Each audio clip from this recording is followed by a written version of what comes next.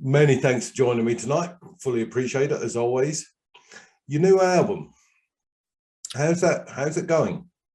It's gone good. It's gone really good. I mean, I did it for all sorts of reasons, and I really enjoyed it. It was a really good process, and all of it was through lockdown, so it was very therapeutic and brilliant to have something to apply yourself to. When it was done, there was a big sort of gap. I felt myself coming in here wanting to get on with some work, and there was none of that work to be done. Sales wise, it did pretty good. It did great. I'd love to up it even more. I think when the Numan gigs start up again, perhaps I'll be able to shift some more. But it did good. I mean, it paid for itself, and it paid for a few things, and that was really satisfying to earn some money from a different source. To even that amount, it was just great to earn some money from that. So all in all, good. Because to me, obviously I've got it and I've heard it several times, and I thoroughly enjoy it. And it's brought different genders of music to me, which I've either forgotten or never listened to. There's some real good sort of rock anthems. Because I take Angela as your wife.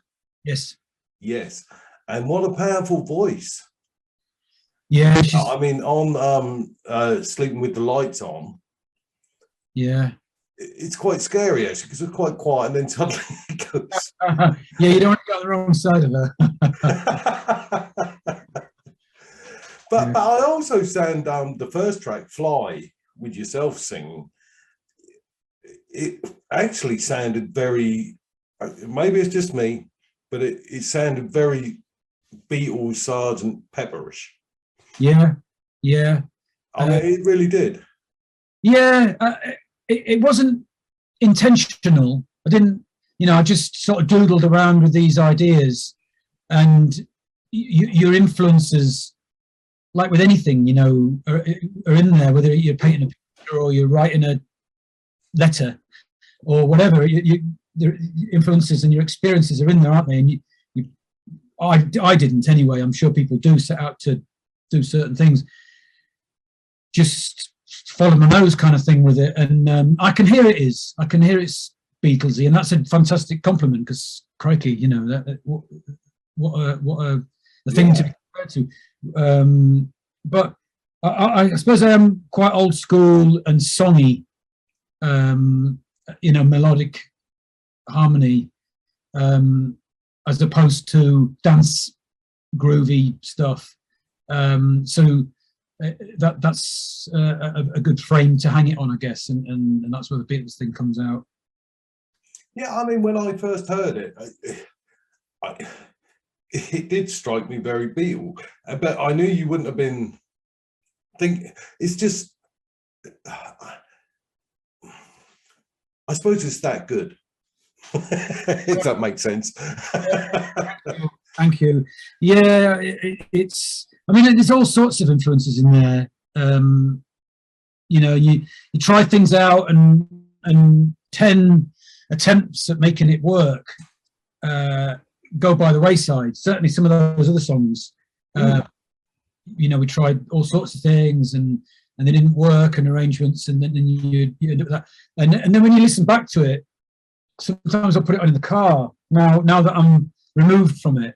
Yeah. And listen to it a little bit more objectively. And some of them I think I nailed, and some of them I didn't, and I would do them again. It's a weird thing, when you commit it to an album and you put it out and people are buying it, then that's it.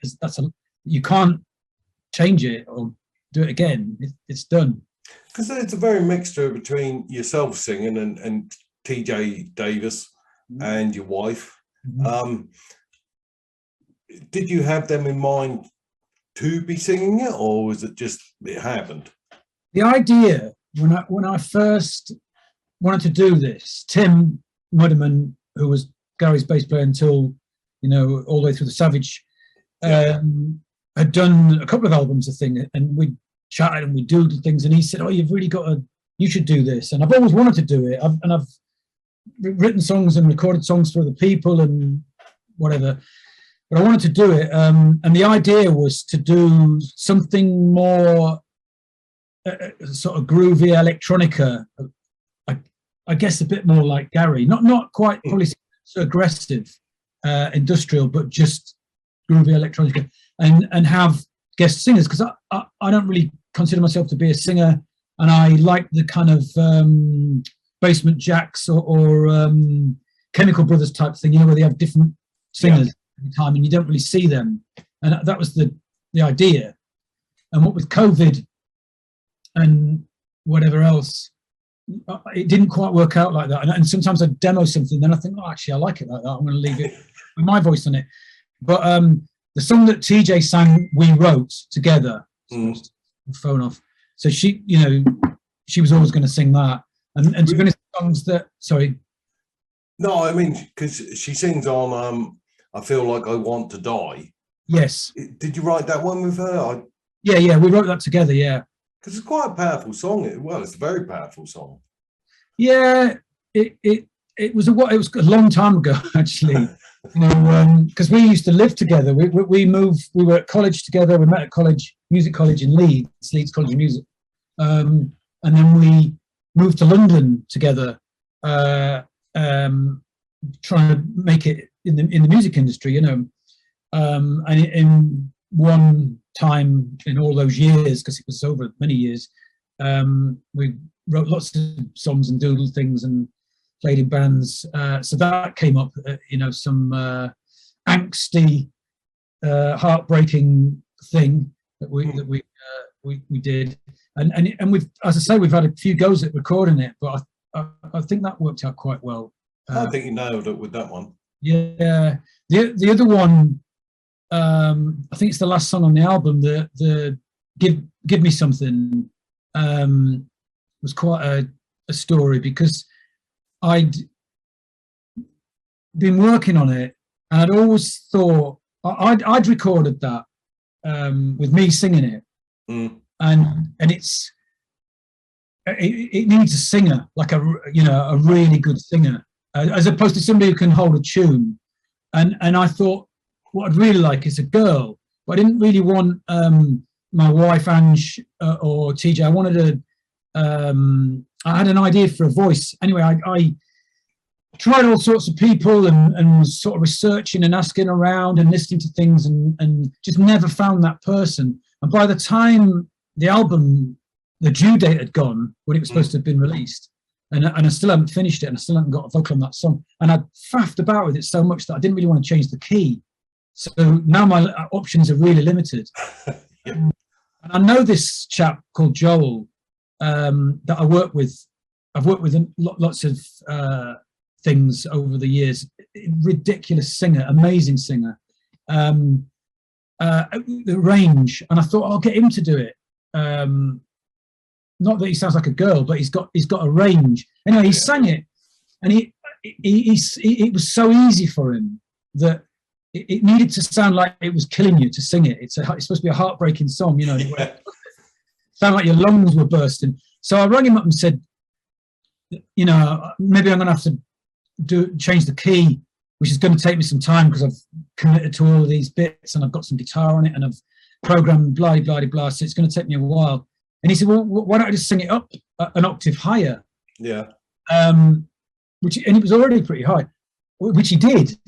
And he sent it back, and it still sounds like he's in first gear, to be honest. But it sounds amazing. And so that's what you ended up with. He's actually singing it in, I think by the time you get to the chorus, he's singing it in 2 octaves, one above the other, and it's just right up there. So it's a bit weird the way that one came about. But the others were Angela wrote and PJ wrote with me. Because Steve's Harris, isn't it? His guitar playing is awesome, especially some of his more acoustic sort of stuff. Yeah, there's a few. I did manage to do my ambition of using lots of people in some ways. There's 3 or 4 guitarists on there on the album. Mm. 2 or 3 bass players, you know, and Richie's doing drums on a few things. Richie from Gary's band. Yeah, yeah. The acoustic stuff is actually another mate of mine called Lee Burnett, and like that's Sleeping with the Lights On, particularly. Yeah. I just sent him the track, and I said I just really want some acoustic on it, and he sent me all this stuff back. And when I dropped it in and muted everything else that I'd been slaving over for months, it just, with Angela's vocal, it just sounded perfect as it was. Yeah. So that's why it's on the end of the album. It just sounded too good to not let people hear it. And he did. I think he played on a few others as well. But that he's a beautiful player. Steve quite a lot as well. Yeah. So, but then you've got a gig next. Is it next weekend? Yeah. So we've got this weekend, and then the following weekend is the 15th at. You got Bradford this weekend. Yeah. Yeah. Tapestry. Looking forward to it. Very much. Yeah, it's going to be weird because obviously we've only played together in, well, that's not true actually. We've all, with the exception of Tim, new Tim, we have done other things apart from Gary. But you know, this is the first time we've done this. I haven't done a gig of my own stuff since I was teens and 20s. I've been, you know, doing other things, I think. So that's going to be weird. It feels terrifying. And then to be up there, I've got people that I was at school with coming, relatives, because I'm from up there. Yeah. Obviously, lots of Numan people coming. It's going to be a bit of a Numan get together, and there's like a Numan club night afterwards. Yeah. So it should be a good night. It's going to be a lot going on. Yeah. Indeed. And then you've got Saturday, the following Saturday, the 22nd in London, at Hammersmith.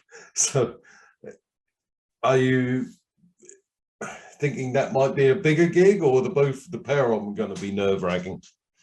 I'm going to be terrified of both of them. It's, you know, obviously been doing music a long time, and I don't really get too nervous nowadays. Sometimes on gigs like Gary's, you do, when things unnerve you, but generally I don't. I take it in my stride. But this is new. It's the first time out of the comfort zone for a very, very long time. So yeah, I'm going to be nervous at both of them. And London's always, and I live down here now, is always intimidating. But both of them have got their banana skills. Yeah, I mean, I couldn't walk across the stage without falling over. So hats off for you on that one. But ticket sales going well. I mean, they are going well. Yeah, there was a bit of confusion about the London one because I'd heard through the grapevine that we'd sold it out. So I haven't been doing any promo for it at all. Right, I've been pushing the Bradford one because that hadn't sold quite so well, and I think it's bigger. And then I found out this week that we haven't sold it out, and in fact it is bigger than we thought it was. Right. So now I'm, need to try and shift some more tickets, but they're both sold well. Yeah. I should think people maybe have just been sitting back slightly because running up to Christmas, there was this big, there's going to be an announcement after Christmas, everything's going to be shut down, blah, blah, blah, which hasn't happened. And over the last few days, it seems it's not going to, because the same for myself, if I was to come to London, I've got booked trains, hotels, everything.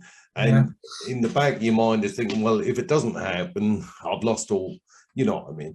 Whereas I actually think now, as I was saying to my wife about her travel, I think over the next few days, weeks, things are going to really start moving again, you know. I think you're right. I think people have been, I have for other things, gigs and holidays and whatever else, sort of holding on to one side of the pool, you might say, thinking, but like you say, this is 2 weeks off now, less than 2 weeks for Bradford, and it looks like it's happening. So hopefully people are going to start buying more tickets. Well, I think it definitely happened. But one shining light from last year, you did do a live in the studio gig with Gary. Is that the right term for it? We did the acoustic thing, and we did the album launch pay-per-view thing, which was great. Yeah, it was great to be back in the saddle, sort of thing, and feeling as if you were doing it again. And we did a gig in Belgium a couple of months back with a bit of rehearsal, which was really good. The funny thing was that you were on a tour bus to go to Belgium, and then we were back in the car park in England, saying goodbye. Before we knew it, usually when you're on that tour bus, you've got X amount of in front of you, but that it was a bit harsh to be in it and then out of it again. Because it must have been quite a moment when you done the live in the studio or whatever it was, sort of thing. Because with all the gigs what had been cancelled, probably about a year and a half between, or a good year between you'd met everyone or seen everyone as such. Yeah. It must have been quite something, actually. We did that acoustic thing in Gary and Gemma had come over for something or other and had quarantined in this house in somewhere in your neck of the woods. Anyway, and then we all went up there and so we saw it. I can't quite remember when it was. It's been so long now. I've lost track of when it was. But that was sort of in the middle of everything, and then that live gig. Yeah. But that was the first sort of gig, and there wasn't an audience, but there were people there, film crew and all sorts of whatnot. And we'd had a few days rehearsal, obviously, so we got used to seeing each other. But yeah, it was sort of straight back in at the deep end for that. A whole album of new stuff as well. Yeah, yeah. So it was a bit of a roast. So what if we come along to your gigs? What are we going to expect? The little finger thing. Yeah. Well, obviously we're doing the album. I keep, when I'm posting things and people are asking me, we're obviously not doing Gary's gig, so don't come and expect to see that because it's not, and the album is obviously very different. But we'll be there. I'm really looking forward to seeing. There's a lot of the gang. Anybody who comes to Gary's gigs will recognise certain faces that are always there, and they're coming. So it's going to be great to see the gang, the first few rows of people that I've got to know over all these years. So that's going to be great, the sort of community thing. Obviously it's going to be Gary's us four plus Ange singing. And hopefully it'll be a really good show. We're hoping to do some more, there's a sniff of a little festival that somebody mentioned to us. But I just want to see how these go before we commit to anything else. So yeah, hopefully it'll be a lot of fun. But then, at the end of the day, you've got about a month off, and then you should be off to LA. Yeah. Hopefully. I don't know if you can see my wall chart over there. It's like the prison thing with the yeah. My wife came in and saw that one yesterday, I think it was, and I've highlighted what it could be, what is in my diary from Gary. Yeah. And it's not a secret. Everybody, it's from the middle of February till the middle of June, with a little bit of a gap in the middle, but that's what I know about. And then, COVID allowing, it'll be onwards and upwards from there. But I just hope it happens this time, because it's been bumped before. I think in the UK it will. Yeah. Or bar someone catching it. Yeah. But I don't know, is US, are they still touring? People still touring in the States at the moment? I think, and I might be wrong, but I think COVID-wise, you know, it goes across the globe. I think they're a little bit behind us, which is bad news because we feel as if we're approaching or on the cusp of this. Yeah. I don't think they're seeing the light at the end of the tunnel yet, which could mean that we could be in bother. Some friends of mine do Squeeze, you know, the band Squeeze. Yeah. Des used to do sound for Gary, and he does sound for Squeeze now. And he has just done a big tour of the States. And yeah, I think there are a lot of bands touring. You have to be in a situation where you can absolutely bubble and stick to it, because if somebody goes down, you've had it. They were in a weird situation where they realised, with the possible exception of Chris Difford, that, as I guess it would be with us with Gary, they could function if any one person, crew or band went down. Weirdly, there were people that could multitask, and I reckon they could have got through it. They did get through it, but you know, the backstage was a sealed off area. Nobody was allowed in. They weren't allowed out. So that all the usual jollies of touring, you know, going and seeing the flipping Eiffel Tower or whatever, wherever you are, none of that. No, you know, socialising afterwards, and so there is a bit of that. But there's also loads of bands cancelling tours. I see it almost every day. Yeah. I mean, I know Paul Weller was meant to play in Norwich just before Christmas, but funny enough, he caught COVID, so that got cancelled. But it was two nights to the end of the tour. But at the end of the day, if fingers crossed, you know, the American things happen, but you're back in the UK in April the 5th, and you got the big Wembley gigs. 2 of them. Yep. Is it 2 of them? I don't. One, sorry. Yeah, I think it. Yeah, 7th of May. There is 2 somewhere, or is it in America? There's 2 somewhere, but I'm getting confused. 1981. Yeah, no, Wembley. Wembley's enough though. That'll do nicely. That's going to be crazy, isn't it? Yeah, you're looking forward to that one. Yes, that'll be something, won't it? Will be amazing. I mean, you know, when we were getting to the end of the Savage thing and we did the Albert Hall, we were all punching the air and thinking it can't get any better than this. But to be doing Wembley on this one is amazing. It's going to be a dream come true. Big night. Yeah, it'd be pretty special for yourselves and the band and Gary and everyone involved. Well, yeah, and I think for the fans as well. There's obviously the whole 1981 thing is sort of steeped in history, isn't it? And to be back there, Gary being back there, and a lot of people that probably were there. Oh yeah.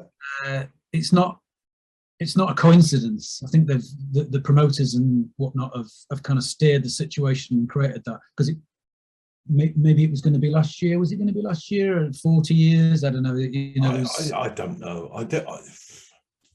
You could be right.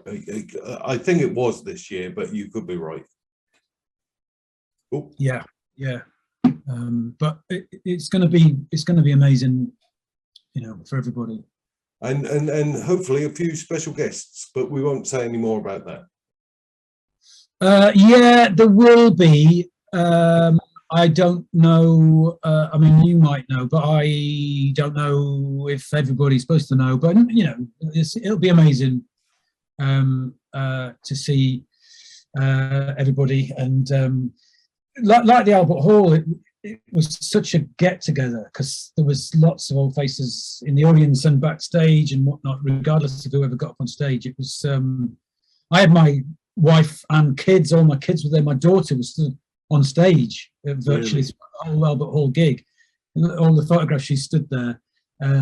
So it was a massive night for us, and I bet she'll be trying to do it again at Wembley. I mean, you would, wouldn't you? Yeah. So then, David, what do we, forgetting Gary at the moment, what are we going to see from David Brooks in the future? Well, I'm really intrigued by this gig thing to see how it goes. There are people gigging and doing festivals and things that haven't got #1 albums or sales, and obviously we will always work around Gary. I rang Gary and said, we want to do this. You're definitely not going to do anything in January. Make sure. And if he said yes, then obviously we would have moved it, and that will always be the case. So it's only ever going to be something that slots in around that. But if it goes well, I'd love to do more. I'd love to be able to do more. As I say, there's a sniff of a little festival, and if there was a tour or something, I'd love to do that, even if it just pays for itself, because it'd be great fun. So that's something. I'm sure I'll do another one day. It's difficult to slot it in with everything else, because obviously I'm either away with Gary or I'm earning a living some other way. Unless like in the old days when people used to get advances to do albums and you pays. I don't think that happens anymore. It'll have to wait for the stars to align again for me to do it. But I'm quite interested in writing a book, actually. It was funny, I was sat having dinner with Gary years and years and years ago, and we were talking about iCal on your phone. I don't even know if that's what it's called now, but the calendar on your phone. We were just on about technology and organisation and whatnot, and I happened to have my thing open, and at the time I was being very organised, and I had it all blocked out with the gigs that I had and kids taking such and such to rugby or whatever, and then there was this block, and he said, "What's that?" And I said, "Oh, I'm writing a book. I've got this idea for a novel. I'm writing a book." When I said I'm writing a book, I hadn't written a book. He was really interested, because he's obviously interested in writing a book, and I had every intention of doing it, and I blocked it all out in my calendar thing. So that's what I was supposed to be doing with that bit of time. So it's been in my mind 10, 15 years, and I haven't really done it, but I've done an album now. Maybe I'll do a book next. So what was the book going to be? Well, it's a novel. It's a story that sometimes when I'm out running, I go running sometimes. If I'm driving or whatever, I'm turn the radio off and alone with your thoughts. And I've got a couple of ideas for stories, just either music business or other things from my life. Nothing factual or anything. Just a novel. They're all embryonic ideas at the moment, so I won't go any further. Because I always thought when I'd done my book backstage. Yeah. But it was, people said, "Oh, you're an author." No, I'm not. It's a load of interviews, and I thought, actually, if you can try to combine the lot, it would make a good book, or actually a good film, where with so many people with their stories and things, what happened and what they were going through at the time. It was, and that's what I'm sort of thinking, like with yourself, you've been with Gary now 20, 25, nearly 25 years. Yeah. And if you look back and actually kept a diary of everything what happened, and other people did, and you combined a lot. What an amazing read that would be. That's part of it, actually. I've got some ideas for stories, but you could certainly flesh them out a bit with things that I always say when I'm teaching or with my kids and stuff, when you're writing songs and stuff, you should write about what you know. Don't be rapping about the Crips and the Bloods in flipping LA if you're from Sussex. Just and write about what you know. And obviously I've worked in music for God knows how long, and I know it, so that probably will be where I start. Yeah, but there was. I always thought a good clip of a film or a TV program or even a book with simple Jim Kerr telling me we were driving, in a camper van heading towards in 1980 supporting Gary, and we're listening to Dan in the Park and we're loving it, and you could almost picture this sort of camper van with the band in heading across Germany, listening to Dan in the Park. You know what I mean? It's yeah. I love films like that. A good rock and roll film is great, especially if they get it right, because sometimes they can get it horribly. But, there's a few. But there was one gig last year, the W Festival. Yeah. Where you relived Visage. That one, yeah. Yeah. With Chris, who's gone elusive now again. Yeah. So you done a 2-hour set. Yes. In the rain and wind. Yes. How did that go down? Well, it's quite a complicated story that I will carefully navigate through. But Rusty is the kind of not surviving, because obviously it's Midure who was very integral to the whole thing. But Rusty is basically Visage, and he wanted to do the first two albums entirely, and it was quite a big thing to get it together, especially as Chris lives in France, Zayn, who was going to be the singer, lives in New Zealand, and then there's COVID, so it was absolutely doomed. There was loads of gigs at one point, and obviously none of them happened, and there would have been loads of rehearsal if there are gigs that were going to happened. We would have had loads of rehearsal. As it goes, we had barely any rehearsal. We actually went to Belgium and rehearsed there, and it left a lot to be desired. And then we were sort of out on stage before we knew what was going on. So that was unfortunate. Then there was technical problems, and I've heard that other people had exactly the same problem. I'm not going to point the blame at anybody, but I understand that. I'm sure I've heard that other people on other nights had exactly the same problem. But we got out there, and all I could hear was Rusty acoustically playing the electronic drums. So I'm hear this, and I couldn't hear myself. I couldn't hear anybody at all. And you there's not a lot you can do. You have to quite apart, weren't you? Well, on the stage. In a line. So Rusty's like little more than arm's length away from me, and I think I was on the end. And it's a festival, so the audience are a hell of a long way away. Front of the stage, and then there's the pit, and then they were down there, so they're a long way away.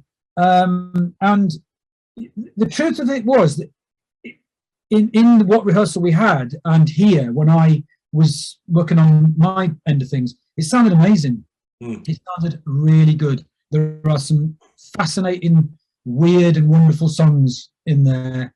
Obviously there's some hits as well. And it sounded amazing, and it would have been amazing, and it was utterly heartbreaking when it just crumbled. And our front of house guy, who was our guy from England, eventually walked all the way from front of house and suddenly appeared here and said, "Stop! It's not coming out. There's nothing's coming out." I don't know what they had out front, but it must have been awful. It must have been awful. I don't know. So I heard a few Fade Grey.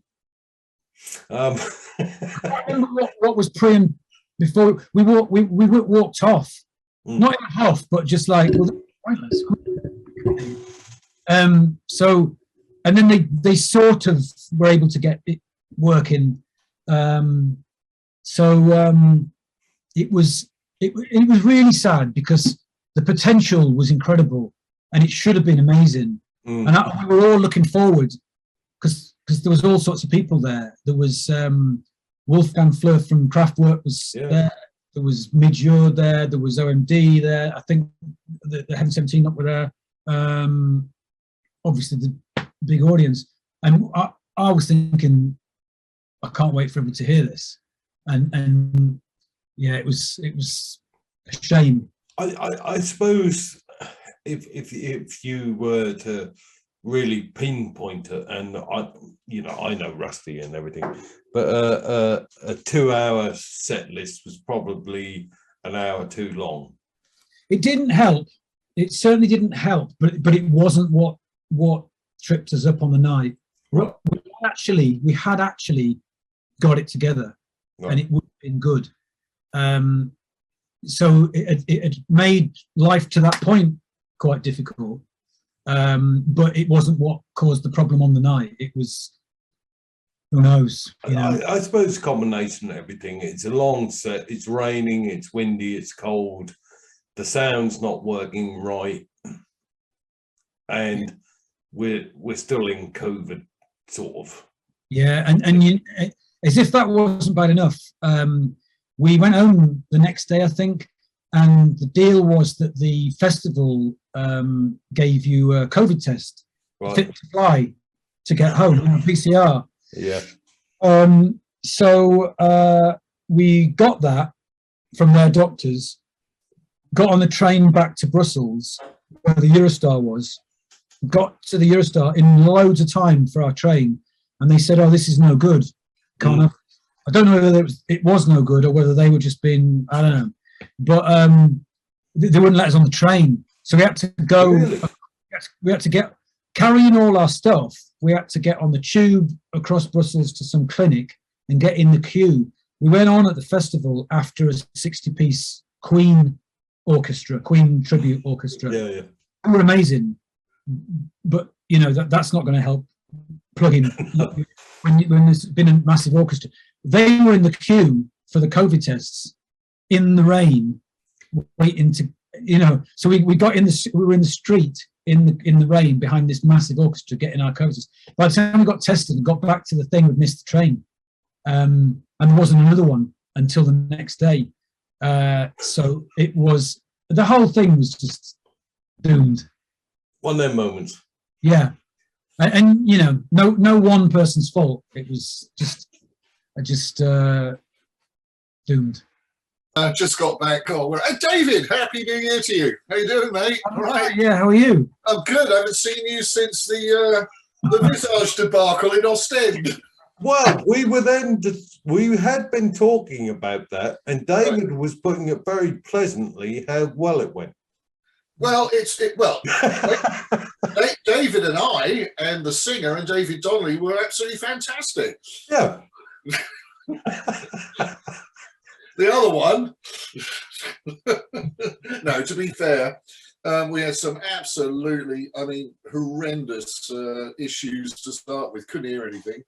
Nothing worked properly. Usual festival chaos, and to compound it all, it was miserable. Halfway through the show, it started pissing down with rain. My keyboards were wet. There was a wind off the North Sea, and it was like, oh God, I don't want to be here. And the set was too long. I don't know if David was saying about that, but I was having, I was having a chat with Andy from Orchestra Manoeuvres at breakfast that day, the Saturday before to go on, because they were headlining. And he went in his usual manner. He goes, sort of Andy, it's like, you're doing an hour and a fucking half. Man, you're doing an hour with the headliners. He's like, yeah, right. We're doing, us lunatics are doing an hour and a half. There you go. The man in charge, Rusty Egan, wanted to do an hour and a half. Fine. Anyway, I was wet, cold, and bored halfway through the set. But having said that, looking back at it, I enjoyed the process. It was great fun, great. I think you'll find, Chris, that's exactly what Dave said. David, yeah, it was a great 4 days, and we had some really funny moments, and I wouldn't have missed it for the world, but I just wish it. I could put up with the 1.5-hour set, you know, I could put up with the technical problems, but rain, no. Not good in the keyboard world. Exactly, absolutely. Soaking wet keyboards and monitor. I remember your face, Dave, when we were walking on stage, you were still programming or getting things together. You looked at me, it's a picture. It's like, we've started. Fuck. It really went like that. I had Pete, who was doing our sound, shouting in my ear, "Don't start. We're not ready. We're not getting almost anything. Don't start. Don't start." At which point, the guy was introducing us. Peter Godwin came on and he was introducing us, and I was like, "Oh no!" And of course, it was you and I had to start off the whole set. You know, it's like, "Oh no." No, it was real rabbit in the headlights stuff. But well, I don't know how we got away with that. I don't know, but we did. And there were aspects of it which were good. It would have been a great show if it was an hour long and it hadn't rained. How just out of interest, while you two are there, what is happening with these two new Visage albums? Or aren't you to say? Well, no. Well, I think the plan is it's all very vague as far as I know, as far as I'm concerned, because Rusty he's a very dynamic character and has a habit of kind of changing and switching stuff very quickly and coming up with new ideas. But I think the plan is to re-release albums 1 and 2 with Zane, our singer, doing the vocals. Now that hasn't really moved on over the last 4 or 5 months, so I'm not sure what's happening about that, to be honest. And Zane and I have submitted about 5 songs for the new album. These are original songs, and Rusty's got them. And to be honest, it all seems to have kind of ground to a bit of a halt. Whether that's to do with the COVID thing or what, I just don't know. A lot of us being busy. To be honest, I haven't really had any contact apart from an email with Rusty since the show. Well, maybe you couldn't have done that, actually, because he's doing a talent show, isn't he? Is he? I don't know. You got to be under 30, unfortunately. So we're all out of it. You're under 40, 30. I don't know. I got a link today saying in December he was doing some talent show. He wanted the next up and coming superstar. What, as a judge or a contender? I really don't know. I followed the link, and he just wants you to submit your yourself as a superstar. Oh, I see. He's putting it together. I see. Yeah. So maybe the Visage thing has been put back a bit with that. Perhaps he's auditioning new members.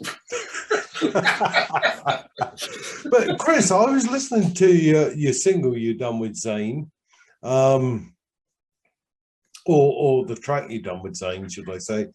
Right. You put on your page, it's Slip Slide or Trip, Stumble and Fall. Right. Very Bowie-ish with his vocals. Oh yeah. Well, Zane was known for that. But a beautiful song. Yeah, Zane. He's an amazing chap. He kind of was never really on the radar as such in the 80s. A lot of people knew him.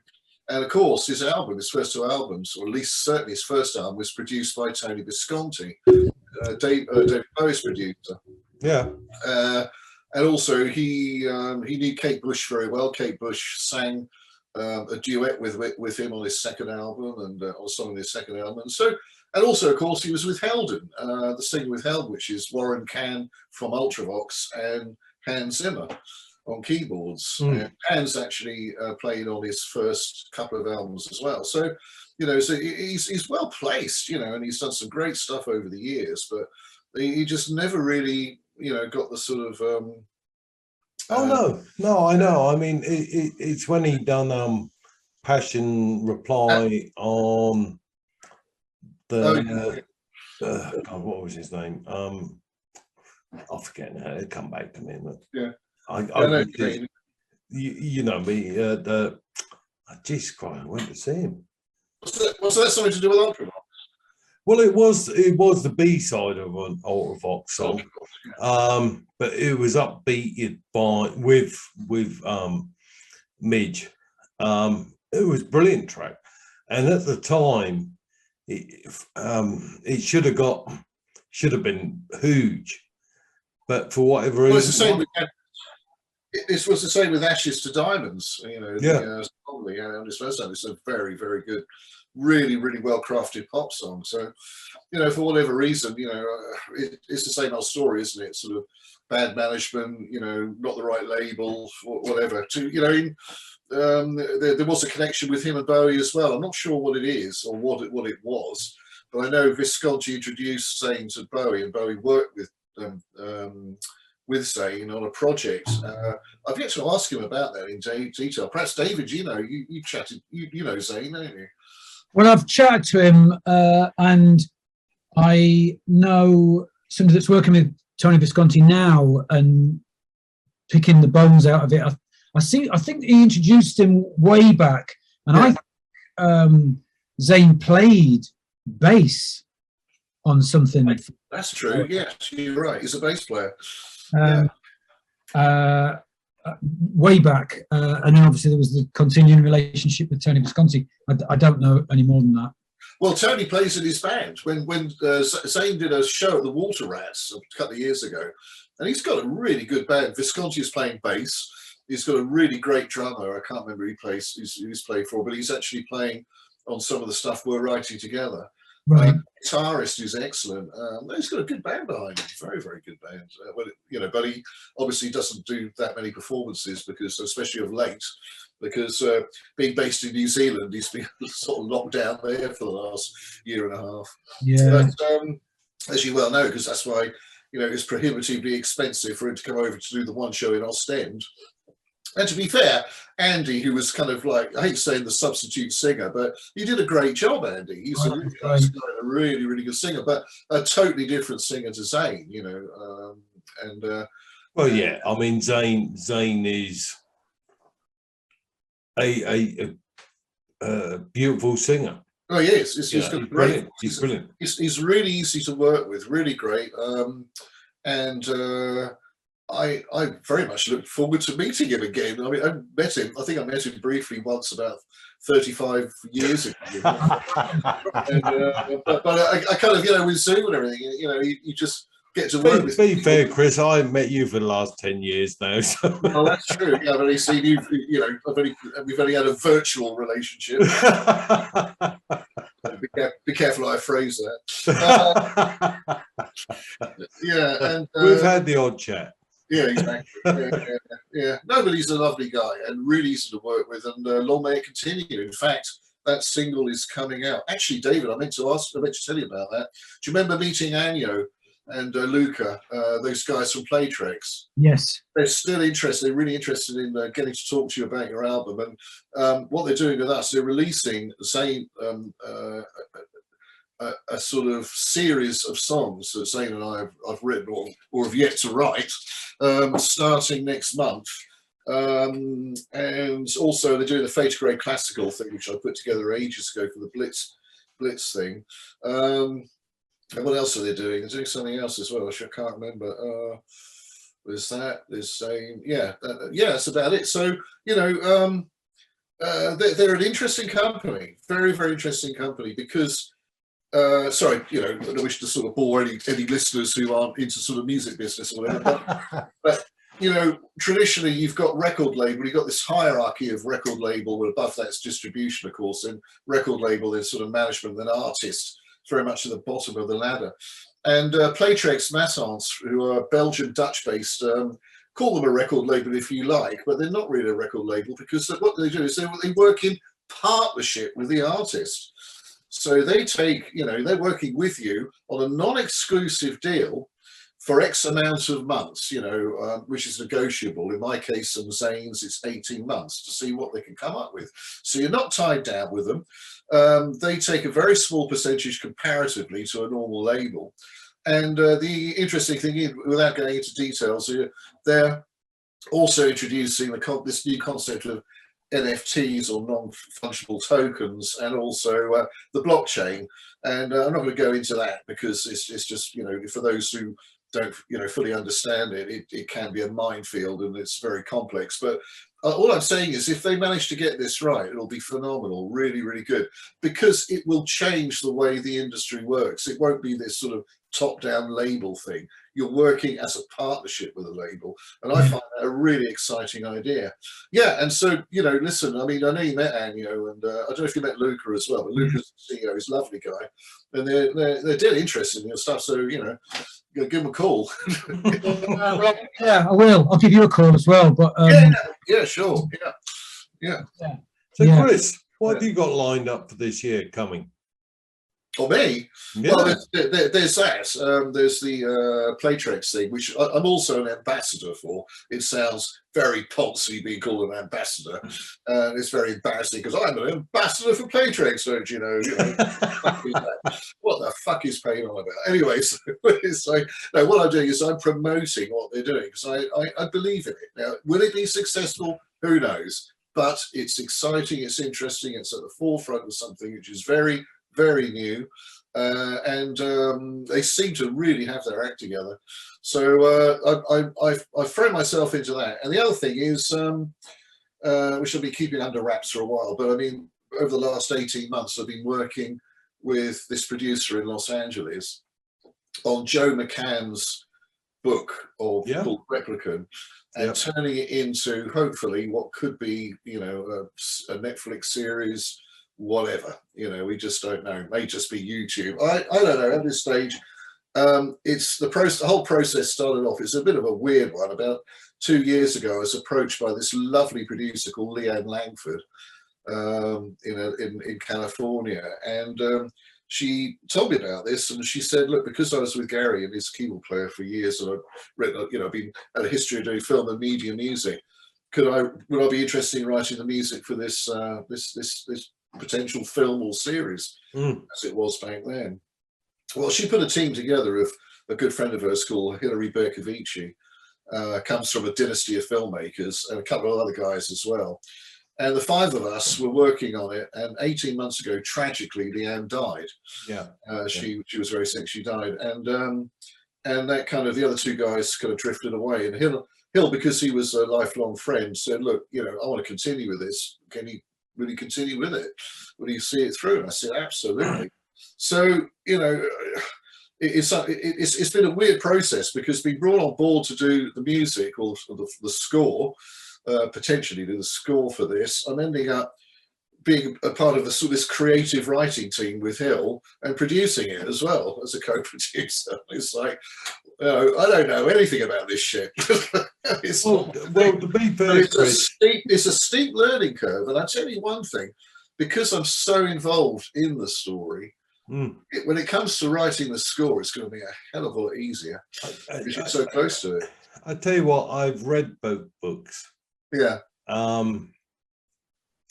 And if ever there's a film or a TV thing to be made, that is it. Well, like all these things, it is very much based on the novels. You can't copy them. No, it just won't work.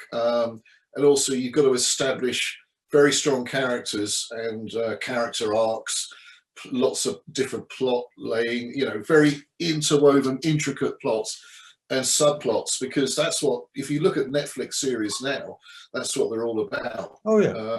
You know, and it's not just bog standard linear storytelling. You know, it's a lot of I think Joe Can's done. He's done a marvelous job. What he's done is, in terms of you know, creating and weaving in these characters, has been very good. A lot of them we've had to drop because there's simply too many, and they're kind of like going off on tangents. Because, as you know, he's kind of jigsawed the whole thing together based on Gary's, you know, characters and songs. But we've had to take it away slightly from that, because it's just over complex, and a lot of the characters, there's just too much going on. You need to know about 8 seasons to get the story told. But you find that with any film, Chris. What do you do? Yeah, exactly, absolutely right. So you read the book the film or whatever. It's well, it's and the process is like this. You know, that's Joe McCann's book, and then as creative writers, well, Hill's in charge of this, but I'm working with him on that.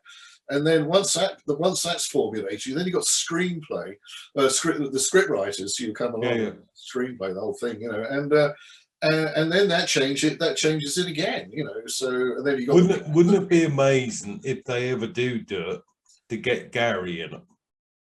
Yeah, well, there's yeah, it would be great. I mean, I am in touch with Gary over it, and you know, this is personal stuff, so I'm not going to go into details about that. And look, it's early days. It's such a competitive market. Will it work? I don't know. But you're asking me what I'm doing. I've been doing that for the last 18 months, and I've been. This will continue.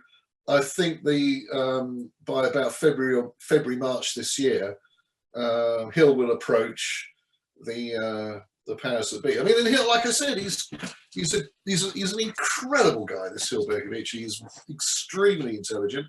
He's an engineer and songwriter and composer himself, apart from being a filmmaker. Do you remember a series called Shogun back in the day? Yeah.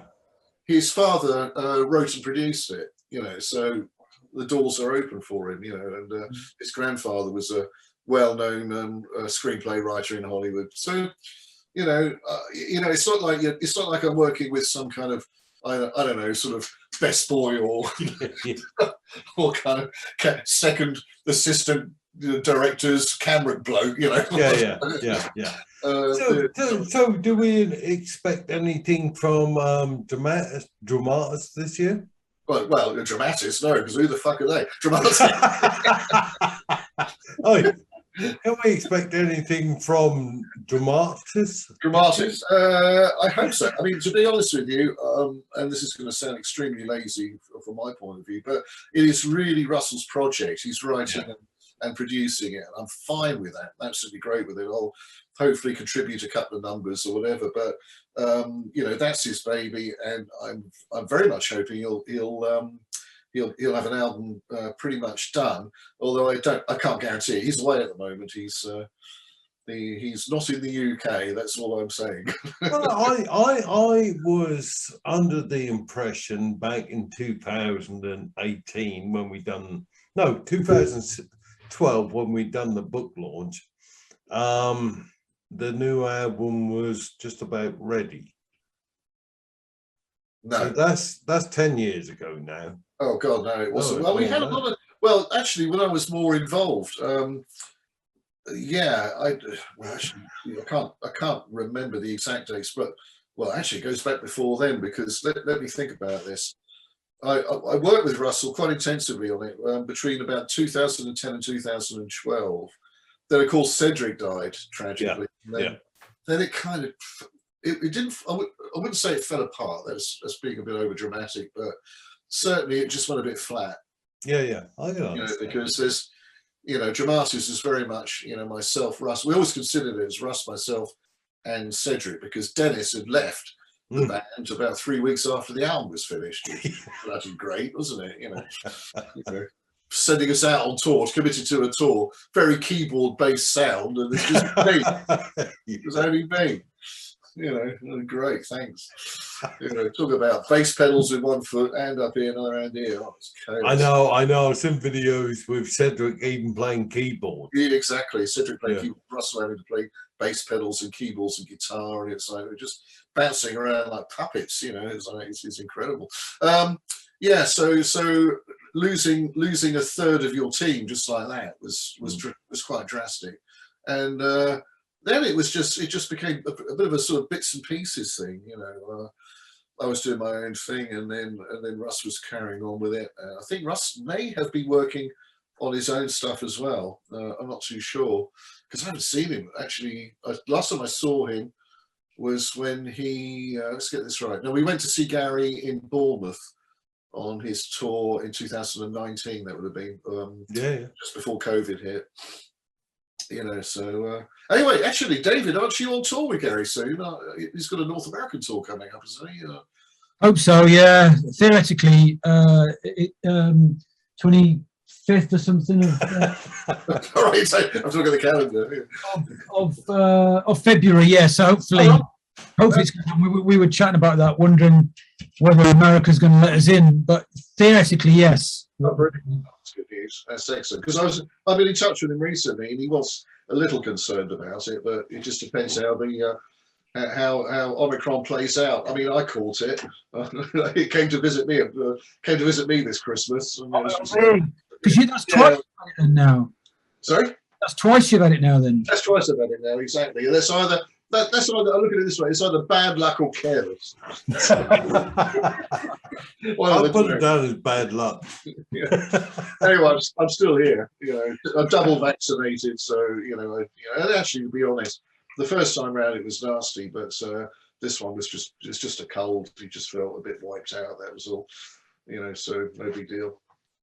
But but having the double vaccination, maybe that helped a lot. And I'm due for a booster, funny enough, in February, so we'll get that underway, and there you go. Yeah, I should be totally.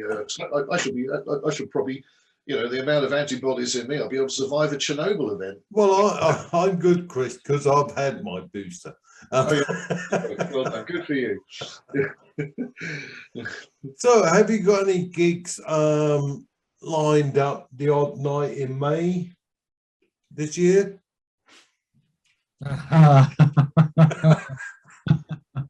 Well, sorry. Who are you talking to? Well, I was talking to you, Chris, but For me? it doesn't matter. Well, in May. What's happening in May? Is it May or is it April? No, it's May. Yeah, May. May the. No, I'm not touring this year. No, not as Chris Payne. You got no.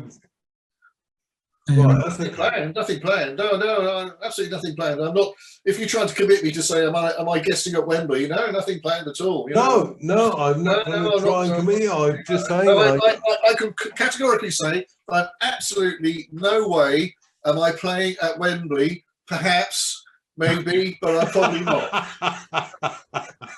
Well, to be fair, I'd penciled you in to come around for a Barbie. That's what I was thinking about. In May. Well, okay. So let me have a think. Barbecue. Bearing in mind, I'm a vegetarian. So barbecue at Stephen Roper's or playing at Wembley Arena. Tough one. Oh, I never said Wembley. Were you playing there? No.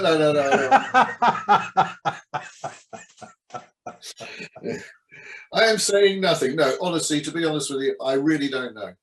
It has not been discussed. Right, okay. Guys, we're going to round this up. I have a question. Yes. Chris. Yeah. Is that a sword on your keyboard to your right? Oh, shit. Yeah, it is. Yeah. Is that normally where you keep your... Yeah, it's right. It's to ward off the bad people in my life. What are you in? That's a bit weird. No, Next time Rusty emails you. No, I actually do for my sins. I practice something called Tai Chi sword. I've been doing it for a few years, and so I occasionally get my sword out, and that's not a euphemism. And I'm waving it around the studio, plunging it into my iPad, going, "Oh God, there goes another iPad." And, there you go. But if you want a demonstration, no, you're not going to have one. But no, I'll be doing that for, I don't know, the last 2 years or so down in the Dordogne with this. Well, to be fair, Chris, we do. They do. We do want a demonstration. Well, no, the room's too small. I can play a few tunes. No, Chris. Yeah. Yes, indeed. I'll start with you. Yeah. Your all-time ever favourite Numan gig?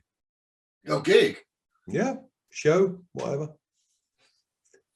One you always thought that was my most memorable show. Well, you can imagine there have been lots, a hell of a lot, but I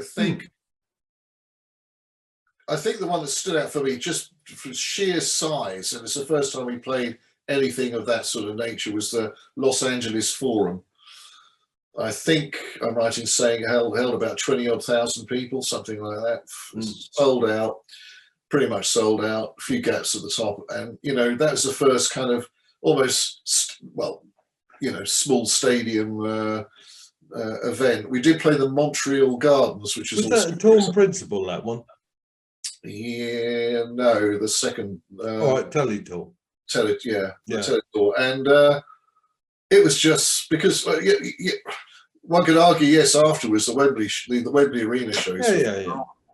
But that was the first experience that I'd had, or that we'd had, of something of that size, and it was just a knee-trembling experience. It was amazing, and American audience tend to be quite wild anyway at the best of times. And no, it was that to me was a standout show.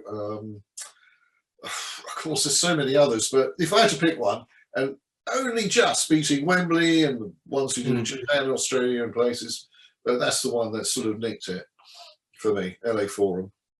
But how did actually the last night at Torn Principle in Sydney, how did that actually feel? The actual end of the Teletour? No, Torn Principle, sorry. To be honest with you, it didn't feel like an ending. Yes, it was the end of the world tour as such, but as far as we were concerned, we were going to carry on touring that, but it didn't happen, and we went on to record the Telecon album, and then of course there's a brand new set, and it was just a change. It was exciting. It was good to see how it was developing. The only issue I had with that set, I think it's well documented, and it's the same with Dennis, the other keyboard player, is that you did feel you were kind of cocooned in this box. Yeah, in the Teletour, cut off from the rest of the band. You only saw Gary occasionally, wandering past, and that was it. Whereas when I was, it was more enjoyable. You felt more connected with the touring Principle, because of course we were up on those towers. I could see on the first tour Billy Currie and Cedric, and I could see Paul Gardner when he came out front a little bit. You see him. This Paul was, because he was just below me, was the person I saw the least. But there was a connection, and of course with Teletour, as you can imagine, that in those sort of kiosks, as I call them, keyboard kiosks, you were quite isolated. Because I quite enjoy looking at some of the photos, the amount of beer sat on keyboards. But anyway, not on my pal. No keyboards, no beer on my keyboards. David, what favourite gig? One not really sort of my best ever gig. It doesn't have to be big, whatever. The easy answer is the Royal Albert Hall, the orchestral thing with the orchestra, the Savage thing. It was absolutely magical. Just everything about everybody had their families there, and it was just so different, and it really was magical. The first few gigs I did with Gary, when I'd done stuff and played, but my first big tour, and it was like a smack round the head with a baseball bat kind of thing. The velocity of the fans and the situation. My very, very ever first gig was Folkestone. Is it Lees Cliff Hall or something? Oh yes, I don't know. I probably played that show, that gig. Yeah, that's your first show. Yeah, and I mean, obviously, it's not the most exotic place in the world, but just because it was the first one, it was, and I still remember lots about it. Yeah. Sort of almost first and last. Yeah. Actually, were you like me? Was the adrenaline was running, and also that it wasn't so much you were scared of what you had to play because you're well rehearsed and everything else. It was just like, Jesus, are the keyboards working? Have I got that set up correctly? Is this going okay? Have I got my programming right? It's I was more concerned about that. It was slightly different to the setup that you guys have now. But back in 79, 80, 81, it was like 3 polymoogs, 2 moogs, an Omni, you know, an ARP, this, a piano, CP30 piano in there. You know, it was just rad. Chris, didn't you have that on Glasgow the first night? Yeah. You didn't have the whatever you meant. I forgot to turn my volume up on my monitor. Yeah. So I'm playing the polymoog. I'm opening the set with Cedric. Cedric's playing hi-hats. We're playing air lane, and I'm going bum bum bum bum bum bum bum bum. I'm going, I haven't turned my monitors on. So I just casually just turn around and just turn them up like that. No panic. Right, Visage all over again. Yeah, exactly. But if I was, I tell you, man, if I was to do that now, I just think I'd fall apart. But back then, adrenaline running and whatever. But no, the thing is, it's kind of, that's how I dealt with playing live with Numan. It wasn't worrying about the parts; it was worrying about the bloody keyboards. I don't know did you find that, Dave, as well? The weird thing is nowadays. It's a bit like cars, you know, modern cars.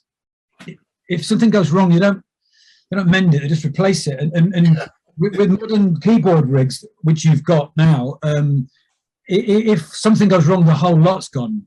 You know, you can't. If something goes wrong, you can't. Well, I'm going to play it on this instead. Then I'll try and make it work on that. That's true. It's a one thing, laptop and a load of bits, peripheral bits, and if something goes wrong. You're so dependent on it, and there's silence. That's true. You haven't got a backup. All you can do is reset it all, can't you? That's and it has. That has happened. Yeah, God, yeah, it has. Yeah, and it's awful. Right. Yeah. So I have. So you get more stressed about that. I guess you get more stressed about that than the actual. Totally. Yeah. I get it. Yeah. So, Chris. Hello? Yeah, I'm here. Right. Your favourite ever playing live Numan gig?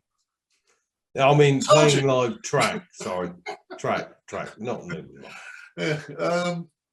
My choice was always Down at the Park. I absolutely love it. Yeah? I adore it. Yeah, absolutely. Thunderous sound. And it just gives you a chance to spread out your hands and play those huge, great polymoog chords. It's very self-indulgent, sort of like racing, you know, running out. Because on some of the tours, I think I started on piano, and then did I start it on piano? Yeah, I think I did. No, not the beginning, not the first one. No, second tour. That's what I meant. Yeah, or tours. No, yeah, exactly. Tours like. From 85, 87, 88, and all that sort of stuff. Yeah, I'm sure I was playing, you know, sitting there and then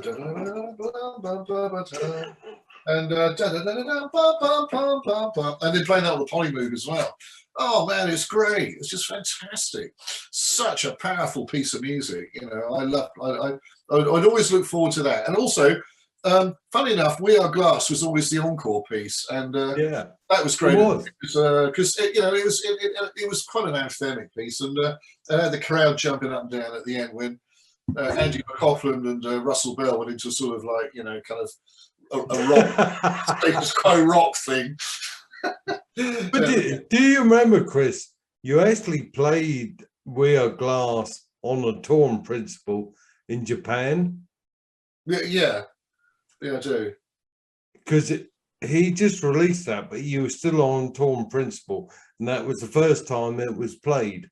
Yes, he'd only just written the song. We were sort of demoing it, basically. I don't even know if it was recorded. It was just put out there. So, I do remember that because he kind of threw it at us. And but it was no problem, you know. It's not a difficult song, and it worked well, you know, really well. It's good fun to play.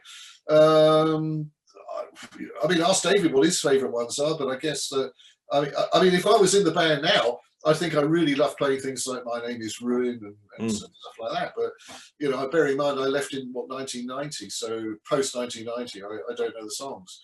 But from the first batch, Down the Park, of course, it was always great fun playing Me I Disconnect From You, Metal, you know, what else is there?